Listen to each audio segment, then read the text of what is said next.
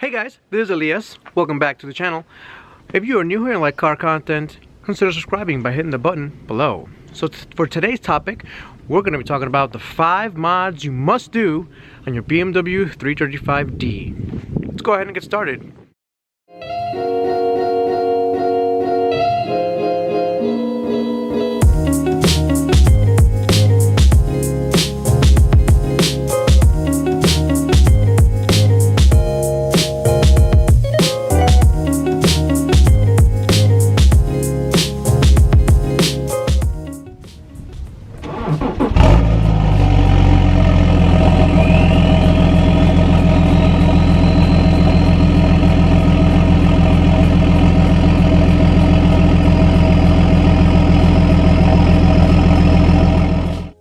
Here we go guys, the 335D. Now I've gotten a lot of messages, emails, and Instagram direct messages from people that are interested in getting into a 335D or an X5D diesel. Now in case you don't know, the X5D diesel has the same exact engine that the 335D has.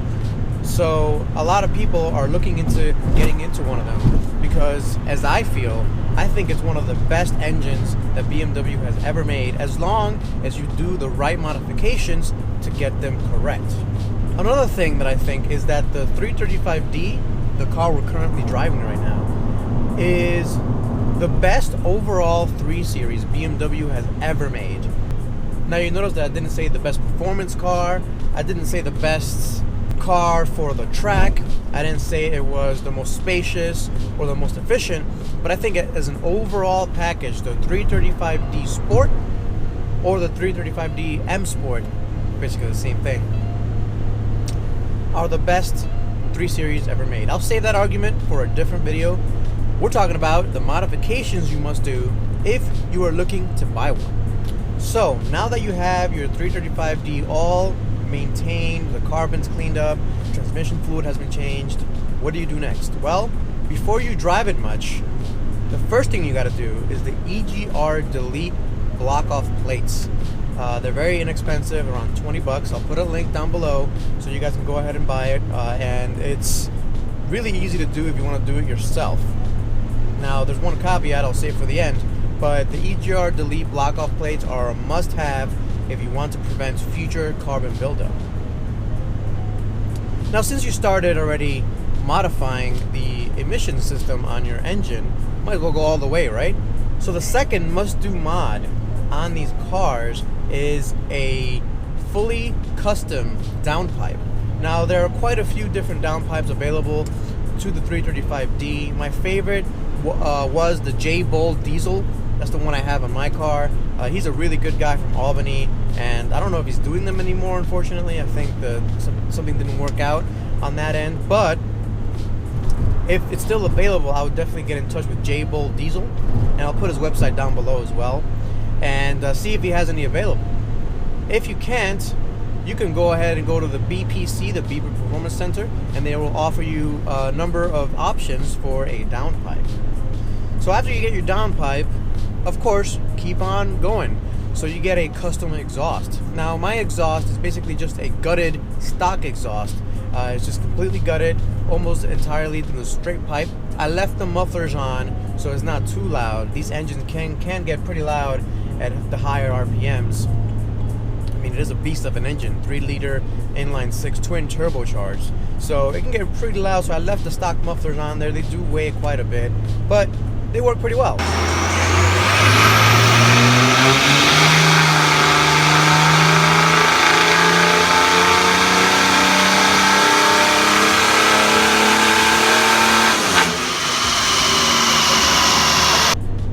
If you're doing all these modifications, I go ahead and recommend going right to BPC. They're the people that tuned my 335D, and all you need to do is send them your computer. Now they are working on a solution where they actually send you a computer, and you can plug it into the OBD2 port and you can flash from there. I'm not sure if they have it out yet, but if they don't have it out yet, they will soon. So you may want to contact them and say, hey, can you send me the computer to flash my car? Now you can't keep it. They're not building these things for us to keep like the K-tuner. They are for a flash and return. So once you have a custom tune, and the tune I went with was a Stage 2 Plus, I kind of wanted that little bit of extra power. You can go for a more conservative tune if all you're looking for is more longevity. It's really up to you.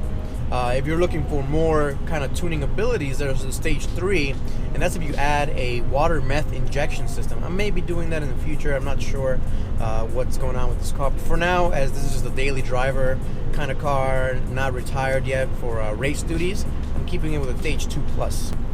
After those things are done, now we're getting into the things that I have not yet done, but I will do very soon. And the fourth thing I would do is get that harmonic balancer replaced.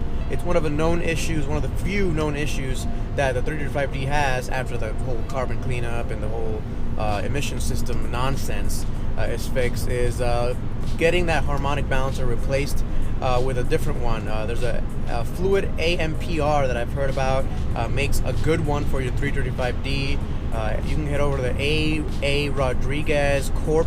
They do a lot of fixes for these cars. They do a pretty good job of, or I think it's one guy. He does a really good job of fixing these 335Ds since he owns one himself.